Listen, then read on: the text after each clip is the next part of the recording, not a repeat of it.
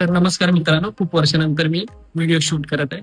तर माझा पहिला व्हिडिओ असणार आहे फिट आणि फिटनेस मध्ये काय फरक आहे. फिट आपण अशा माणसांनाच बोलू शकतो त्यांना कोणतीही मेडिकल प्रॉब्लेम या डिसीज नाही. डिसीज मध्ये आलं तुमचं थायरॉइड, शुगर, अथोरोक्लेरोसिस म्हणजे हार्ट पेशंट्स.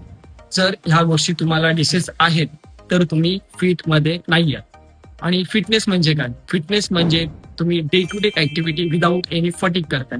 तुमचं घरचं काम असू द्या, एक गोष्ट एका जागेवरून दुसऱ्या जागेवर घेऊन जाण्याचं काम करताना तुम्हाला थकवा जाणवत नाहीये तर तुम्ही फिटनेस मध्ये म्हणताय. त्याचप्रमाणे तुम्ही सायकल करताय, रनिंग करताय, एक्सरसाइज, वर्कआउट करताय, त्याच्यामध्ये तुम्हाला थकवा जाणवत नाही किंवा कोणत्याही गोष्टीचा त्रास होत नाही तर तुम्ही फिटनेस मध्ये बोलताय. फिटनेस म्हणजे हेच नाही की तुम्हाला ऍप्स आहेत, बायसेप आहे, शोल्डर आहेत म्हणून तुम्ही फिट आहात. हा गैरसमज आहे. फिट आणि फिटनेस मध्ये खूप फरक आहे.